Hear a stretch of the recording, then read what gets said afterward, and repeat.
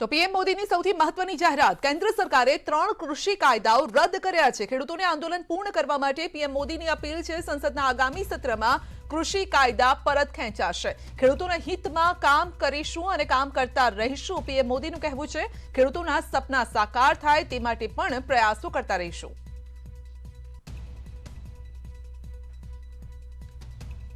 तो केंद्र सरकारे 3 कृषि कायदा रद्द कर्या छे अने संसदमां आवता सत्रमां आ कृषि कायदाओ परत खेंचाशे। पीएम मोदीए फरी एकवार राष्ट्रीय हितमां सौथी महत्वनो निर्णय लीधो छे। તેમણે व्यक्तिगत हित अने पार्टी हितथी उपर उठी राष्ट्रीय हितनी पसंदगी करी छे। कायदा सामे आंदोलन हतुं अने तेमां भारत विरोधी तत्वो आ स्थितिनो फायदो उठावવાનો प्रयास करी रह्या हता। स्थिति आवा भारत विरोधी तत्वोना हाथमां रमी रही हती अने भारत विरोधी तत्वो समाज वच्चे भागला पाडવાનું ઈચ્છતા હતા।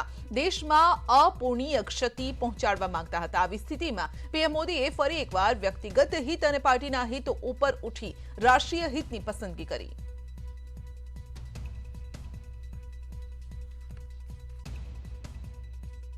मैं आज देशवासियों से क्षमा मांगते हुए सच्चे मन से और पवित्र हृदय से कहना चाहता हूं कि शायद हमारी तपस्या में ही कोई कमी रही होगी, जिसके कारण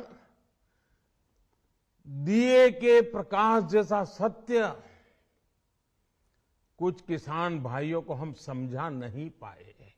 आज मैं आपको, पूरे देश को ये बताने आया हूं कि हमने 3 कृषि कानूनों को वापस लेने का, रिपील करने का निर्णय लिया है।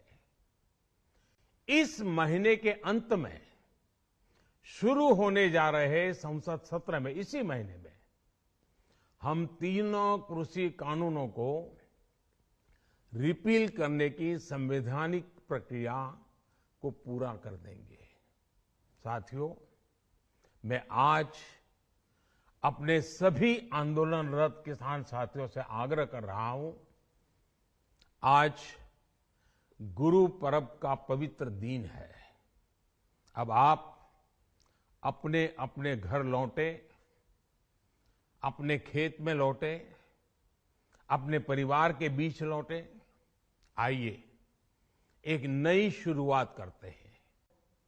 आज ही सरकार ने कृषि क्षेत्र से जुड़ा एक और अहम फैसला लिया है। जीरो बजट खेती यानी प्राकृतिक खेती को बढ़ावा देने के लिए,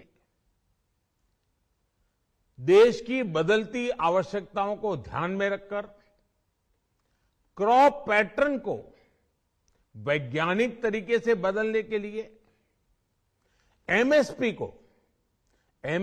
को और अधिक प्रभावी और पारदर्शी बनाने के लिए ऐसे सभी विषयों पर भविष्य को ध्यान में रखते हुए निर्णय लेने के लिए एक कमेटी का गठन किया जाएगा।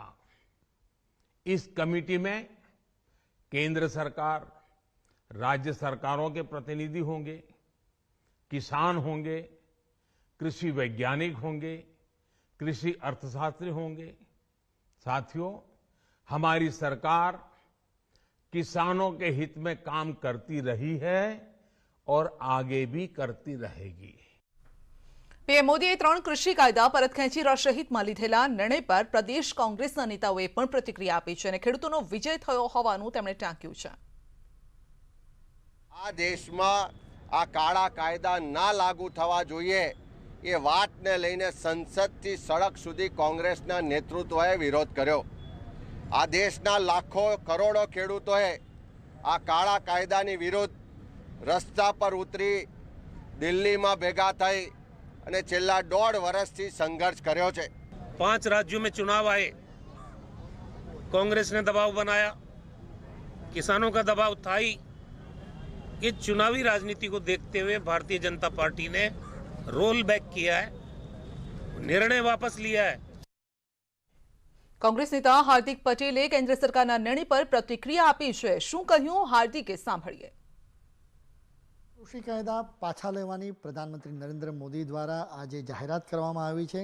કોંગ્રેસ નેતા હાર્દિક પટેલ આપણી સાથે છે. હાર્દિક, આપની પહેલી પ્રતિક્રિયા. 12 મહિના પછી જે નિર્ણય લેવામાં આવ્યો છે, અમે એવું માનીએ છીએ કે ખેડૂતોના હિત માટેનો નિર્ણય છે. તો પહેલાં તો આ નિર્ણયનું સ્વાગત કરીએ છીએ કે ખેડૂતો સતત એક વાત કરતા હતા કે અમને લોકોને જોઈએ છે શું, તો કે અમને ટેકાનો ભાવ જોતો છે, પાક વીમો જોતો છે અને એપીએમસી માર્કેટ સુરક્ષિત રહેશે, અમારો માલ ત્યાં સારા ભાવે વેચે, બસ એની ગેરંટી અમને જોતી છે.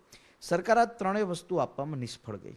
અચાનક આજે પ્રધાનમંત્રી આવે અને એવું કહી દે કે ભાઈ ચલો એક કામ કરો, મારી ભૂલ થઈ છે, અમે જે તમને કાયદાઓ આપ્યા હતા એ અમે તમને પહોંચાડવામાં નિષ્ફળ રહ્યા, કદાચ અમારી કોઈ ખામી રહી હશે, એવું પ્રધાનમંત્રીએ કહ્યું.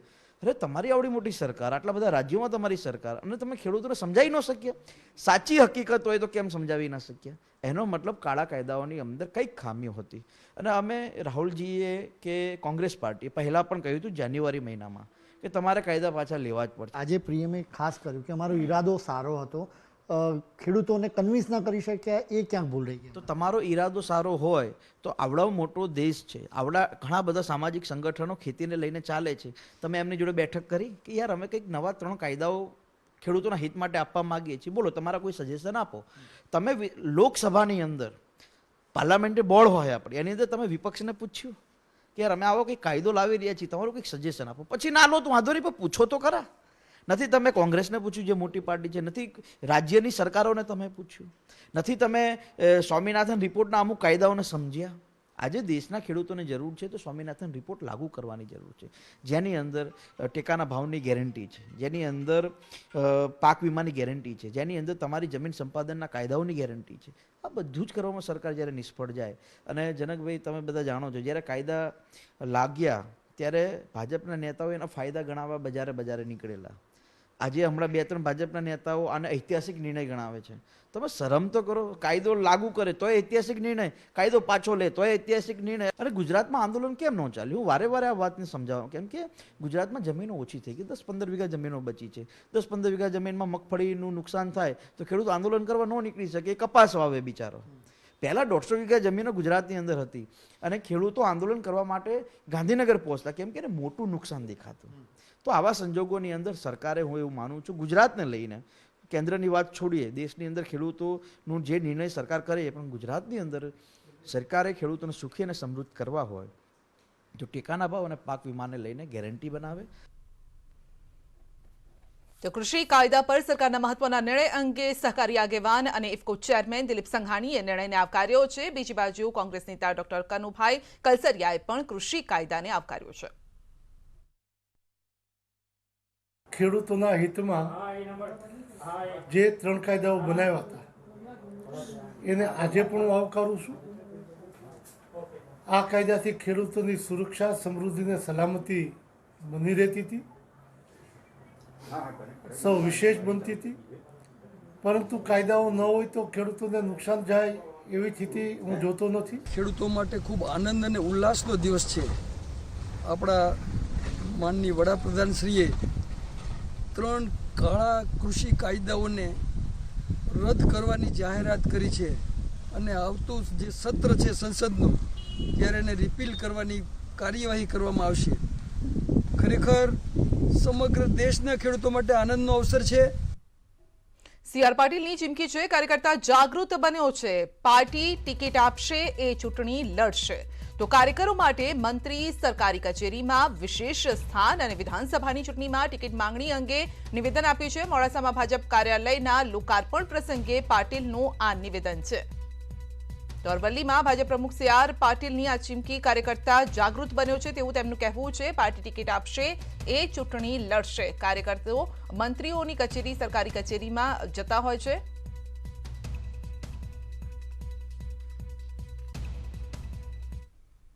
દક્ષિણ ગુજરાતની સૌથી મોટી વાપી નગરપાલિકાની આગામી 28મી તારીખે ચૂંટણી યોજાવા જઈ રહી છે. ચૂંટણીને લઈને ભાજપ, કોંગ્રેસ અને આમ આદમી પાર્ટી દ્વારા પ્રચાર ઝુંબેશ તેજ કરી દેવામાં આવી છે. રાજ્યના નાણાં, ઉર્જા અને પેટ્રોકેમિકલ મંત્રી કનુભાઈ દેસાઈએ વાપીમાં વાપી નગરપાલિકાના ભાજપના મધ્યસ્થ ચૂંટણી કાર્યાલયને ખુલ્લું મૂક્યું હતું અને આ પ્રસંગે વાપી નગરપાલિકાના ભાજપના ઉમેદવાર અને વલસાડ જિલ્લા ભાજપના અગ્રણી કાર્યકર્તા મોટી સંખ્યામાં ઉપસ્થિત રહ્યા. રાજ્યના નાણાં ઉર્જા અને પેટ્રોકેમિકલ મંત્રી કનુભાઈ દેસાઈના મત વિસ્તારમાં આવેલ વાપી નગરપાલિકાની ચૂંટણી પર સમગ્ર રાજ્યની નજર છે અને ત્યારે રાજ્યના નાણામંત્રીએ પણ વાપી નગરપાલિકાની આ વખતની સામાન્ય ચૂંટણીમાં ભાજપ 44માંથી 44 બેઠક જીતશે તેવો આશાવાદ વ્યક્ત કર્યો છે.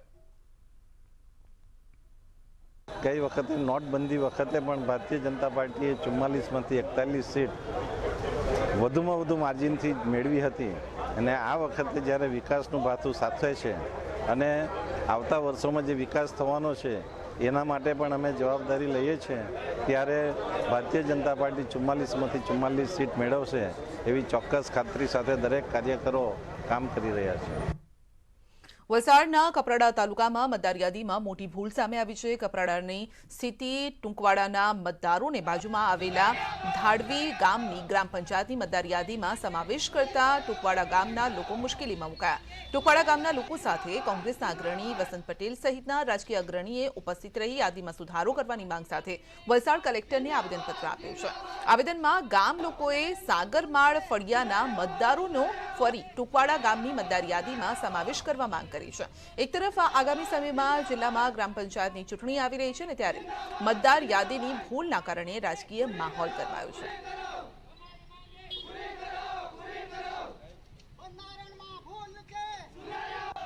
ગામનો સાગરમાળ ફળિયાને બીજા ગામમાં સમાવેશ કરવાથી એક ચૂંટણી પંચની સૌથી મોટી ભૂલ છે. એ ભૂલ અનુસંધાને અમે આજે કલેક્ટરશ્રીના કલેક્ટર કમ ચૂંટણી અધિકારી છે એમને આજે આવેદનપત્ર અમે આપીએ છીએ. એસેમ્બલી કે ગ્રામ પંચાયતની ઇલેક્શનમાં કે જિલ્લા તાલુકા પંચાયતમાં પણ સાગરમાળ ફળિયો ટુકવાડા ગામમાં જ હતો. હાલે કયા આધારે એમને બીજા ગામમાં સમાવેશ કરે એ ગંભીર બાબત છે. જામનગર મનપાની સામાન્ય સભા તોફાની બની. સત્તાપક્ષ વિપક્ષના સભ્યો સામસામે આવ્યા. પોલિસીના મુદ્દે મળેલી સામાન્ય સભામાં હોબાળો. સામાન્ય સભા પૂરી થાય તે પહેલા જ આ ટોપી લેવાઈ.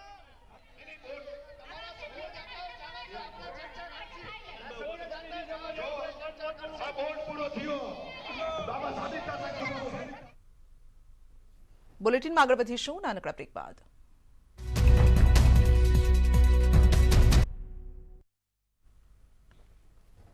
પ્રદેશ કોંગ્રેસ પ્રમુખ અમિત ચાવડાએ સીએમને પત્ર લખ્યો છે. એલઆરડી ભરતી માટે ઓનલાઈન અરજીની મુદત વધારવા માટે માંગ કરી છે. 7 થી 9 નવેમ્બરમાં સર્વર ખોટવાયું હતું. અમિત ચાવડાનું કહેવું છે જાહેર રજા હોવાથી કેટલાક વિદ્યાર્થીઓ ફી ભરવાથી પણ વંચિત રહી ગયા છે.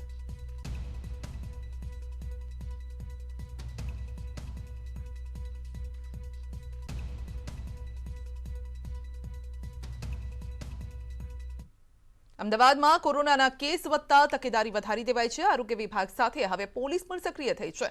કોરોના ગાઈડલાઈનનું પાલન અને માસ્ક સામે પોલીસ પણ સતર્ક થઈ છે. ગાઈડલાઈનનો ભંગ કરનાર સામે કડક કાર્યવાહી શરૂ કરી દેવાઈ છે. છેલ્લા એક અઠવાડિયામાં પોલીસે 2451 લોકોને માસ્ક ન પહેરવા સામે કાર્યવાહી કરી છે.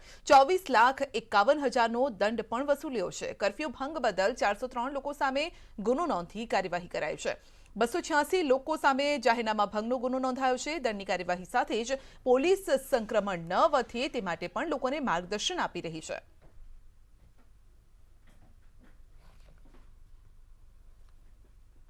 છેલ્લા 7 દિવસમાં કુલ 2451 જેટલા નાગરિકો જાહેર જગ્યાએ માસ્ક ન પહેરી ફરતા મળેલા છે, જેમની સામે કાર્યવાહી હાથ ધરી 24,51,000 જેટલો દંડ વસૂલ કરવામાં આવેલો છે. વધુમાં જે રાત્રિ કર્ફ્યુ દરમિયાન કર્ફ્યુનું ખૂબ સારી રીતે ઇમ્પ્લિમેન્ટેશન થાય એ માટે અમદાવાદ શહેરના એન્ટ્રી એક્ઝિટ પોઈન્ટ તથા અમદાવાદ શહેરની ઇન્ટરનલ જગ્યાઓ પર રાત્રિ વાહન ચેકિંગ તથા નાકાબંધીના પોઈન્ટ રાખવામાં આવેલા છે.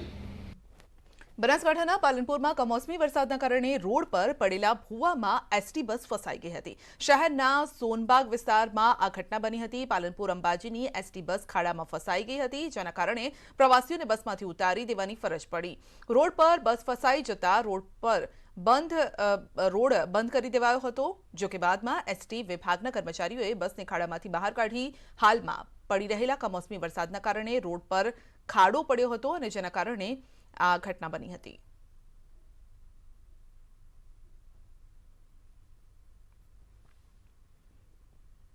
રાજકોટ યુનિવર્સિટી પોલીસ મથક વિસ્તારમાંથી ફાયરિંગની ઘટનામાં ફરિયાદ નોંધાઈ છે.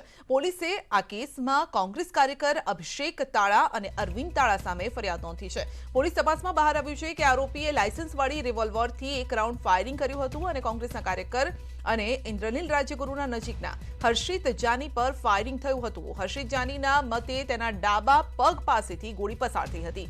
પોલીસના મતે પૈસાની લેતી દેતીમાં આ ફાયરિંગ થયું હતું. આ કેસમાં ખાસ વાત એ છે કે આરોપીઓ પણ કોંગ્રેસ કાર્યકર છે અને ભોગ બનનાર હર્ષિત જાની પણ કોંગ્રેસ કાર્યકર છે.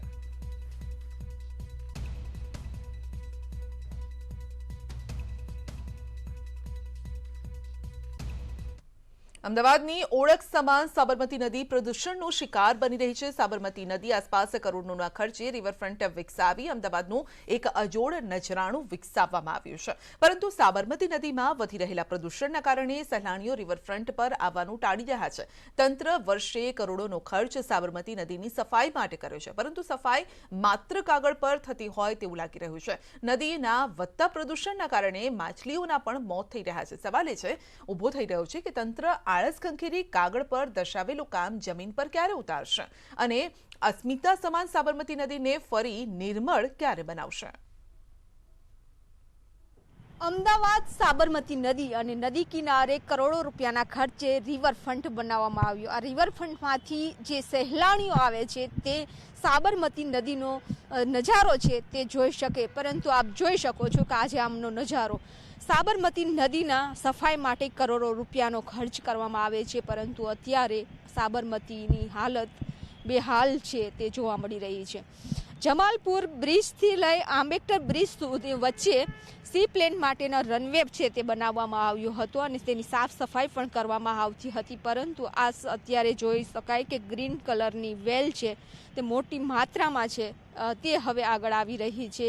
કચરો છે તે એકઠો થઈ રહ્યો છે, પ્રદૂષિત પાણી છે તે થઈ રહ્યું છે, પરંતુ તેમ છતાં પણ તંત્રના પેટનું પાણી છે તે હલતું નથી. કરોડો રૂપિયાના ખર્ચ કરવા છતાં પણ સાબરમતી નદીની હાલત છે બેહાલ જોવા મળી રહી છે. કરોડો રૂપિયાના ખર્ચે સી પ્લેન લાવવામાં આવ્યો હતો અને સી પ્લેનનો રનવે છે તે પણ અત્યારે આ દ્રશ્યોમાં છે જોઈ શકાય છે, પરંતુ હવે આ સાબરમતીની સફાઈ માટે કરોડો રૂપિયાના બજેટ ફાળવવામાં આવે છે, તેમ છતાં આ હાલત જોવા મળી રહી છે. ત્યારે હવે લાગે છે કે તંત્ર ક્યારે જાગશે, કોર્પોરેશન દ્વારા સાબરમતીની સફાઈ ક્યારે કરવામાં આવશે. કેમેરામેન પ્રકાશ સાથે બીબી પટેલ, ન્યૂઝ 18 ગુજરાતી, અમદાવાદ.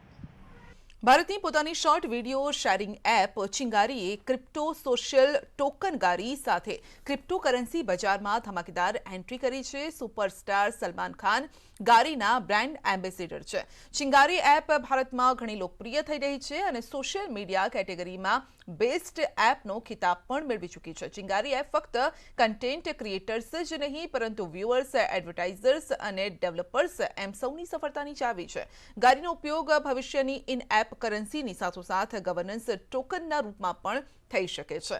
આવો જાણીએ કે આરજે પ્રિયા પાસેથી કે જે પોતે એક ઇન્ફ્લુએન્સર છે.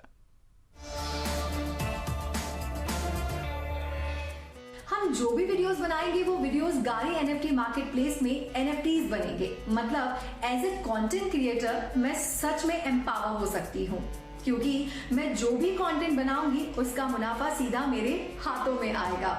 आज तक की कंटेंट ओनरशिप की जो डेफिनेशन है वो चिंगारी की वजह से चेंज होने वाली है, और ये सिर्फ इंडिया के लिए नहीं बल्कि ग्लोबली होगा, क्योंकि चिंगारी ऐप पर गारी एनएफटी मार्केट प्लेस में हमारे वीडियो जो भी क्रिएशन से फायदा होगा वो सीधा हमारे हाथों में आएगा. मतलब no mediators and no commission.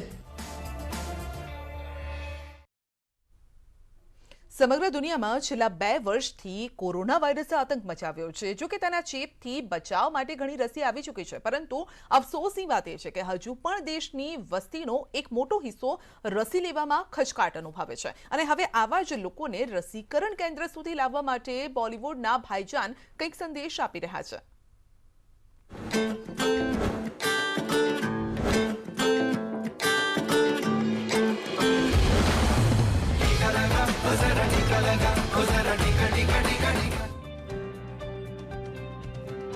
Corona के कोहराम से त्राहिमाम दुनिया को राहत वैक्सीन की दोनों डोज से ही मिली। ये बात सर्वमान्य है कि कोरोना को रोकने का सबसे प्रभावी और असरदार तरीका वैक्सीन है।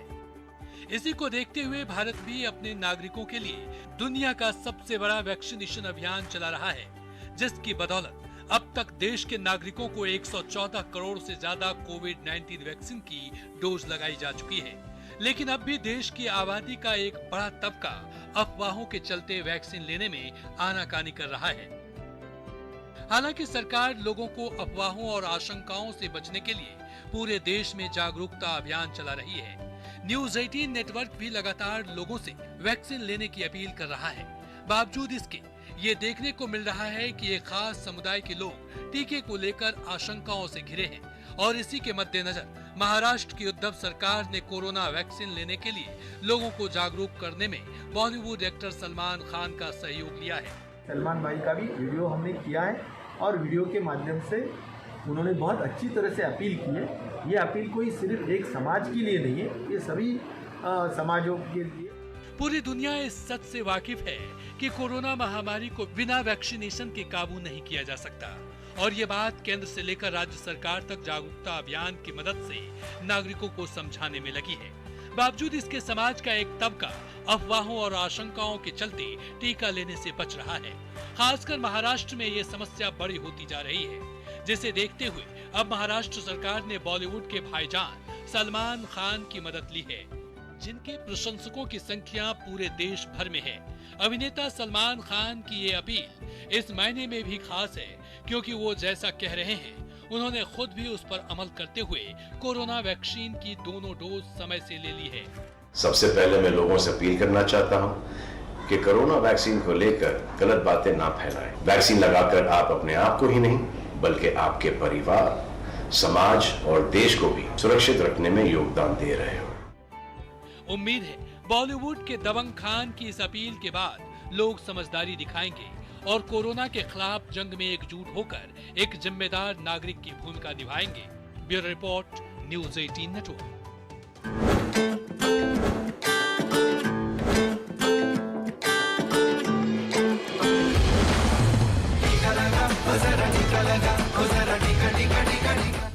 સમયગાળામાં દુનિયાના સૌથી ઊંચા શિખર